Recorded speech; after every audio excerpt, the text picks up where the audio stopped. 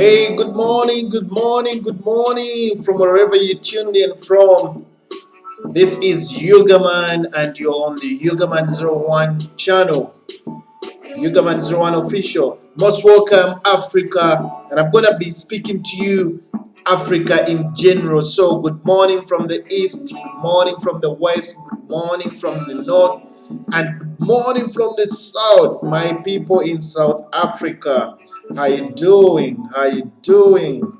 Yeah, so most welcome to the channel, guys. Most welcome, and this is very exciting. So guys, like I told you, it's gonna be a lot of new content happening on this channel as usual, and this time I want to take you guys through some of the trending stories in Africa, but also I find it very important that we give time to some of these things that are trending across the different countries, because it matters. It matters. Most of the times we never get to know what's trending in the different countries. But hey, the biggest story that I want us to focus on today is the fact that Kenya and Rwanda have resumed flights, okay? And not just resuming flights, but they have resumed global international flights. Okay, so that's the story I want us to give a lot of attention to, because if you look at how Africa is doing right now, we all in a lockdown amidst the global pandemic COVID-19, and many airports, many air carriers in Africa had closed business. So Kenya Airways and Rwanda Air have resumed. So what is the impact of this on the East African bloc, first and foremost? Because Uganda has not yet resumed flights, but also we heard that Kenya was kind of having tensions with Tanzania, and Tanzania getting to the level of revoking Kenya's license because of the tensions that were created there. So yeah, but before we get started, guys, today I want to give you a motivation quote which I want you guys to walk by, which I want you guys to, wake up today, get started in the spirit of the African spirit, so that we get winning, we become winners, and we never become losers. So this is what I want to leave you with today as a quote of the day. So quote of the day is, all our dreams can come true if we have the courage to pursue them. All our dreams can come true if we have the courage to pursue them. So that is our quote of the day, and it is from Walt Disney. Walt Disney put across this quote, and this is what we are going to ride by today. And the quote is, all our dreams can come true if we have the courage to pursue them. So most welcome to the Good Morning Africa with Ugaman, and of course you tuned into the Ugaman 01 official channel, and this is the show that is starting right now. So basically, guys, I want to take you through this story, and this story comes from, of course, the air carrier in Africa and the aviation authorities. Of course, this is like a bit of information about the two countries that have resumed their flights. So Kenya's flag carrier resumed international flights on Saturday amid a surge in novel coronavirus cases. Of course, we know that there is a high increasing rate of cases, COVID-19 cases in Kenya,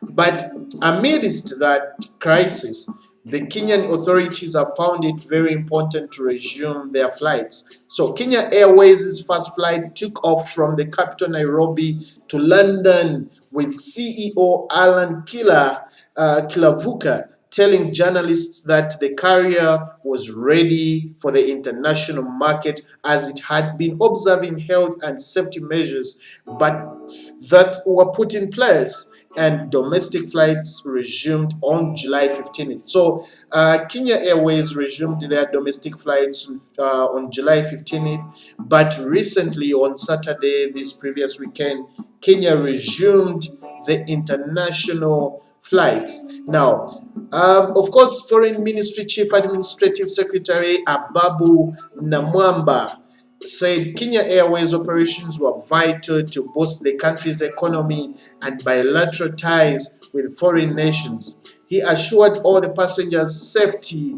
from the novel coronavirus, adding that Kenya would review all the safety guidelines every 3 months. Okay, but I think 3 months could be a long time because we're still dealing with this pandemic.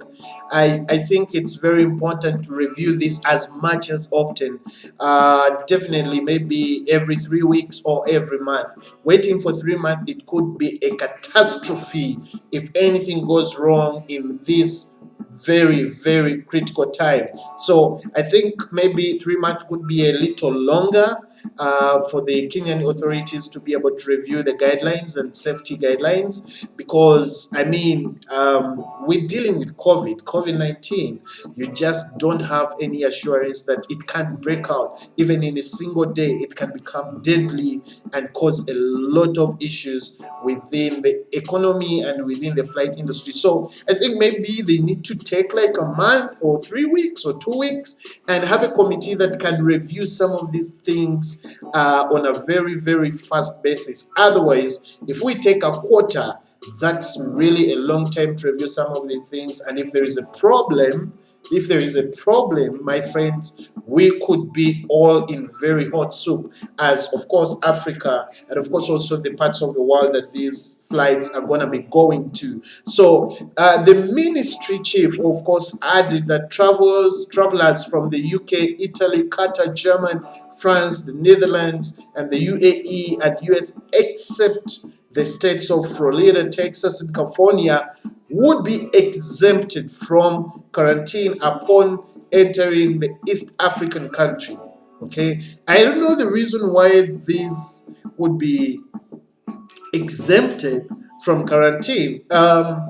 Okay, of course, yes, I understand the flights that have resumed, but I still think quarantine was a very good procedure, for people coming into the East African country and the African countries at large.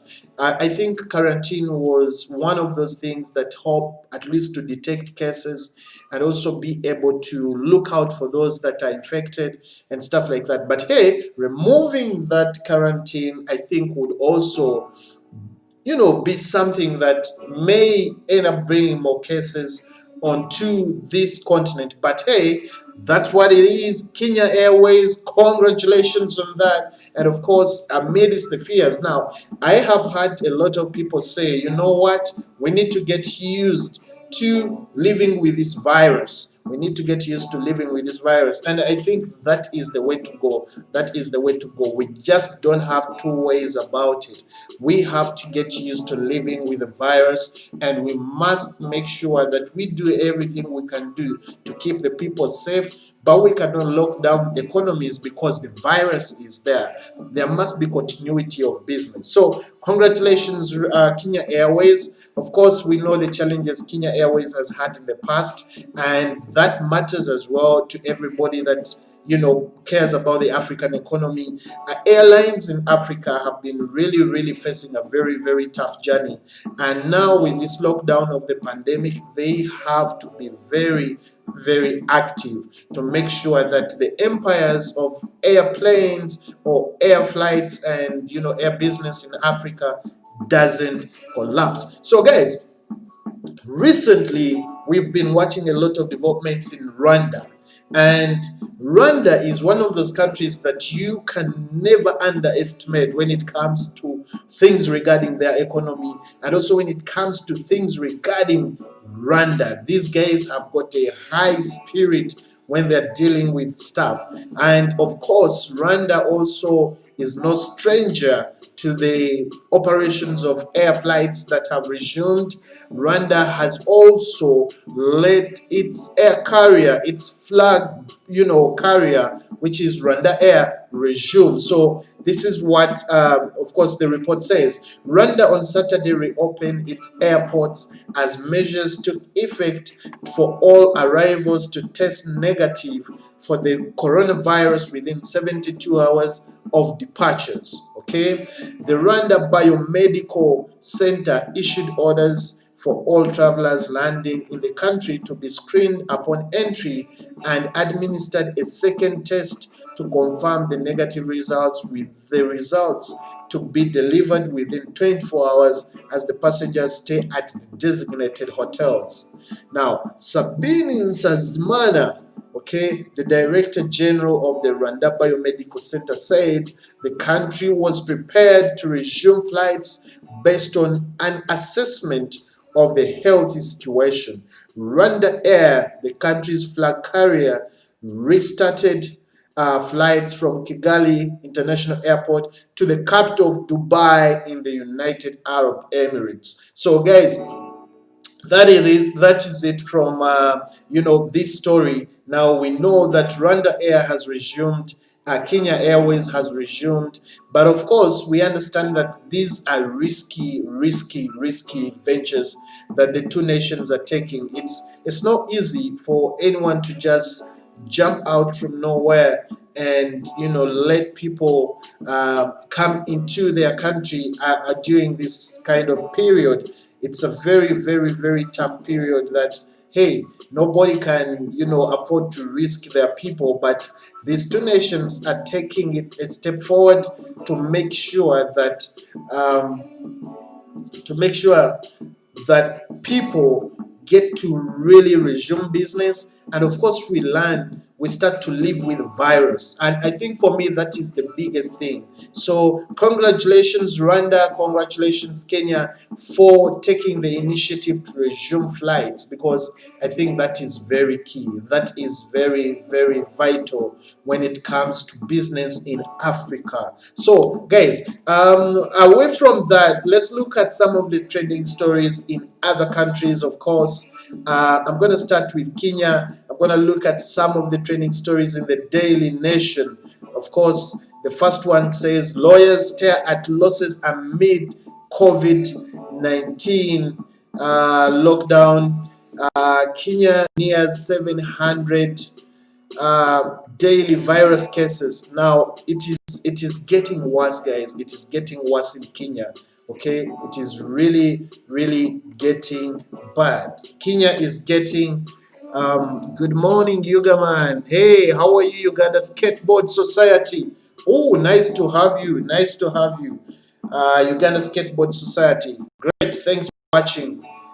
Thanks for watching. Regards to all the members of the Uganda Skateboard Society watching it right now on our YouTube channel. This is Ugaman taking you through the trending stories of Africa. And of course, always picking one story that I'll be talking about every morning for everyone that will be watching into this program. So get ready. I already have a motivational quote. If you missed the motivational quote, this is what the motivational quote was, and this is what we're going to be riding by every day. We're going to have one motivational quote to send out to our viewers, to send out to those of you that will be watching this program, to make sure that, hey, we get to start our day on a very good note. So the motivational quote for today is, all our dreams can come true if we have courage to pursue them.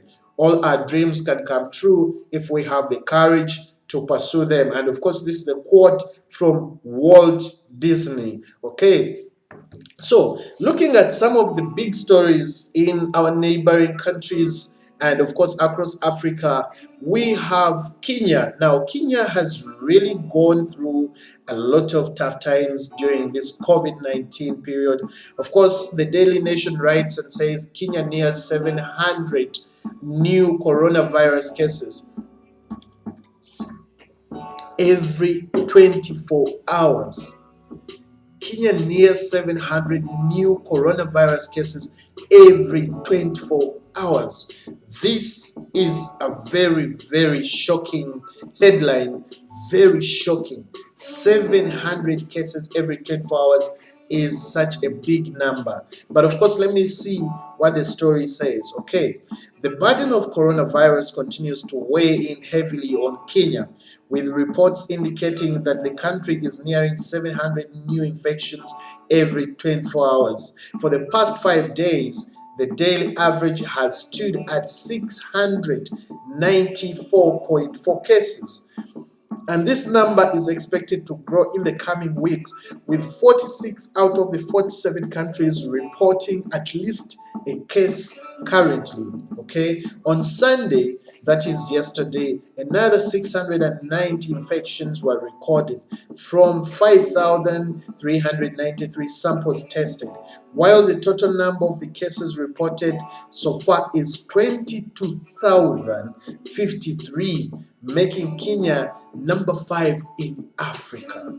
South Africa remains the continent's coronavirus hotbed with more than 500,000 cases so far. Now, South Africa has got more than 500,000 cases of COVID-19 cases, which is something really, really not good news, of course, for the African country and for the South African people for having 500,000 COVID-19 cases. But hey, this is what we have to do. This is what we have to do. We just have to make sure that people get used to living with this virus. And how should we do it? We take all the precautions there is. We take all the measures that are required for the public to be safe and also to be able to go and do their work, to move about their routines.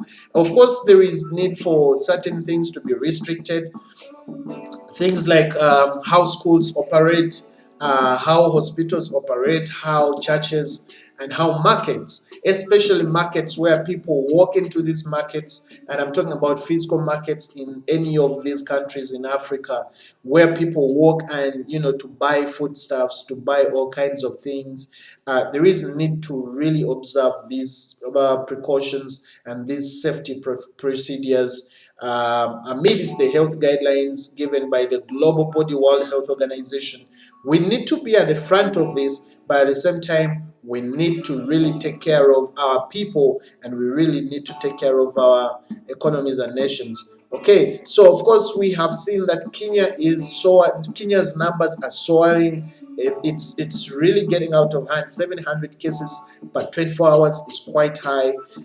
South Africa is already past 500,000, which is quite alarming. So that's one of the trending stories that is in Kenya. But of course, we understand that COVID-19 is a real scare for everybody.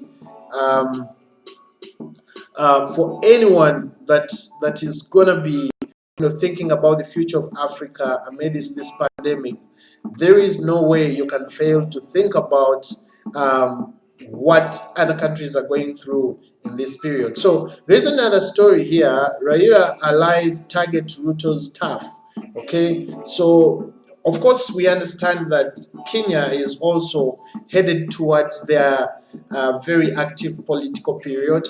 So we know that Raila Odinga is thought by many as the next president, but also Ruto, who is the current vice president, seems to be having a very tough time, running around and trying to convince the countrymen and countrywomen in Kenya that he wants to be the next president. So the story is, and this story is of course written by Onyango Konyango. So the story is the Orange Democratic Movement, which is ODM, is keen on making inroads into Deputy President William Ruto's turf in the Rift Valley. Of course, the Deputy Party leader Wycliffe Oparanya on Sunday hosted a delegation from the West Pokot County led by ODM chairs Joseph Akuule and Rhoda Katalai, at his Lukuyan home in Kakamega County. Of course, we understand that the ODM people are trying to penetrate the Rift Valley to seek for support. Of course, this is a region where Vice President William Ruto hails from, and it is thought that this is his strongest hold when it comes to the supporters he has and everything. So just to make sure that they do get some support from there as well, the ODM officials have started hosting and holding meetings with some officials from the region. All right. So guys, I'm going to be going on to some other stories that are trending here across, African stories that are trending across different countries. And that is what we're gonna look at right now as we wind up this segment of the morning. Good morning, Africa, on Ugaman 01 official channel. All right. So these are some of the top stories. These are some of the top stories that are trending across Africa. Okay. Of course, we have Drogba. You know, Drogba has had some issues for his federation campaign. You know, he's standing in Ivory Coast and he wants to. Let's just read the story of Drogba that is coming in from African News. Okay, so another setback for the Ivorian soccer star Didier Drogba on Tuesday when the Association of the Nations Players AFI announced that its backing of the current Ivorian Football Federation vice president, and that is Idriss Diallo, a harsh blow to Drogba's FIF presidency campaign upon officially registering to run earlier today at this fourth out of the 5 eligible bodies to the sponsor of the greatest goal scorer in the history. So Didier Drogba wants to take the chair at the helm of football in his country, but of course the current vice president seems to be having a higher stake after he garnered support from many people that are currently involved in the day-to-day activities of football in Ivory Coast. Okay. Of course, this week, also what is trending today, um, of course, Eritrea defends decision to sit out of Africa Free Trade Pact for now.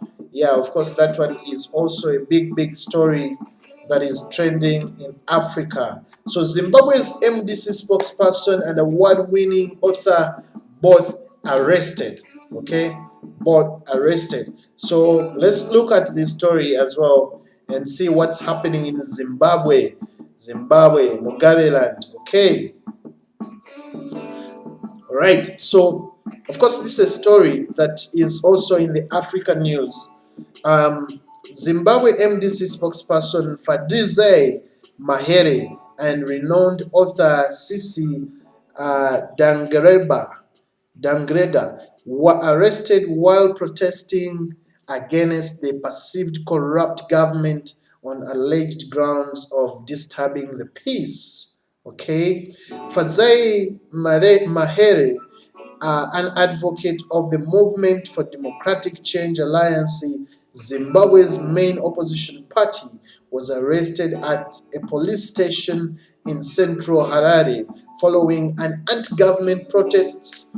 6 other people, including prominent author Sisi Dangarenga, were arrested on Friday as hundreds of police officers sought to put a stop to the protests. Okay. Of course, we see here quite a number of people have been tweeting about the same event, you know, and it's created a lot of news in Zimbabwe. But of course, we know Zimbabwe is also on the road to recovery. We remember the events that happened after the fall of Robert Mugabe and the transition government that was put in place. There's quite a lot still that is going on in that country, but hey, we hope for the best and peace to prevail. Of course, during such times where we have a COVID-19 pandemic, it becomes very important that nations are stable and peaceful, because anytime people are protesting, it becomes a risky factor to the health of the public, but also to the goodness of the nation. It becomes very risky. Rashid Freestyler, good morning. How are you doing, Rashid? How are you doing, my friend? Yeah, so that is another story that is coming in from Zimbabwe. But hey, looking back to what's trending in my home area here, allow me to look at some of the trending stories in Uganda as a country. Let's see what is trending, what's making news. Of course, we know that Uganda is also at the point where political conversations have taken center stage. Every government official right now, those that want to bounce back into government, into the different positions, are strategizing. They are now moving onto the new level of starting to campaign scientifically. Now they call it scientific because it's not going to have we're not going to have political rallies gathering so many masses of people. Now we have been told, and I say we have been told because this is what people have been told, that the campaigns, the political campaigns this time around, are going to be run scientifically using radio stations and using online platforms. That is what it is. But hey, first of all, let's remind ourselves of the COVID-19 cases that are in East Africa. The reason I keep reminding us about COVID-19 is because I want you us guys to be safe, and I want us to remember that COVID-19 is real and it is existing out there. Okay, so Tanzania, of course, is at 509 cases. Kenya is at 22,053 cases. Uganda is at 1,182 cases. And Rwanda is at 2,042 cases. Okay? So there is a story here of one of the ministers in Uganda who actually said, if you love yourself, vote me, minister tells voters. This story is very interesting. This story is in the Daily Monitor, a Ugandan newspaper, Ugandan leading newspaper. This minister actually had a very, very interesting story. So Shema district is one of the districts in western Uganda, and this is where this story comes from. Dr. Elioda Tumwesje, the Minister of Science, Technology and Innovations, has asked his supporters in Shema municipality to protect the constituency from opposition-leaning politicians by voting him in the forthcoming elections. Dr. Tumwesje, who is a supporter of the ruling National Resistance Movement NRM, is in the area's incumbent member of parliament. Okay, so during the past elections we sacrificed a lot for this seat, and we must ensure that Shema remains NRM, so we should vote leaders who will protect it, Dr. Tumwesje said on Sunday while addressing his supporters who endorsed him to contest in the eminent party primaries. Okay, so the president said in his manifesto for the next 5 years he will be science-based, and now you have a Minister of Science, Technology and Innovations who will run the country's manifesto. If you vote him out, then you do not love yourself. If you vote him out, then you do not love yourself. Even if you hate Elioda, but for the good of Shema, just give him your vote. He said, wow. This is very convincing language, but hey, Dr. Elioda has been, I think he's really tried his best as a minister to, to serve the nation, to serve in his capacity. And it's up to the people of Shema to see if they bounce him back into the seat or they actually let him jump out by not voting him back. So the other story that is trending here as well, 5 hotels closed in Mbara after guests test positive for COVID-19. 5 hotels. Mbara town is actually right now a city. Mbara city is one of the famous cities in western Uganda, and recently it's been under a lot of tension because of the COVID-19 cases that were actually identified from some hotels in Mbara. So as a result, 5 hotels have been closed according to the story that is appearing today in the Daily Monitor. So if you want to read that story, you can check it out on their website or buy the Daily Monitor today. You'll be able to catch that. Okay, of course, winners, losers in the constituent split. There's a lot of political talk. So relief as 4 single mothers get back their 15 children. Whoa, okay, this is very, very interesting. This is a very interesting story. Let's see what the Daily Monitor has to say about this. Okay, relief as 4 single mothers get back their 15 children. So, on getting home, Queen 5 did not leave her mother's side during her interview. I had been a whole 11 months of separation and only interacting during random visits when permitted by officials at the Nagu Reception Center. Queen was on the afternoon of August 14, 2019, forcibly taken away from her mother, Caroline Adong, along with 14 other children. The children had been taken by a group of officials from Nsanji Police Post of Chengera Town Council and Ministry of Gender, Labor and Social Development, who raided their home in Katali, Bukwenda, Chengera Town Council in Wakiso District. The children aged between 5 and 15 belong to 4 sisters: Josephine Zwa, 5 girls; Adong, 2 girls; Rosaline Asande, 4 boys; and Shakila Wandera, 2 girls and boys, were detained at Nagu Reception Center and Willow International, reportedly located in Muyenga, until Thursday, July 23rd. Okay, in April, Sun Monitor ran a story highlighting the plight of these mothers and draining attempts of getting back their children. The story prompted State Minister of the Youth of Children Affairs, Miss Florence Nakiwala Kiyingi, to order the immediate release of the children once the lockdown was lifted.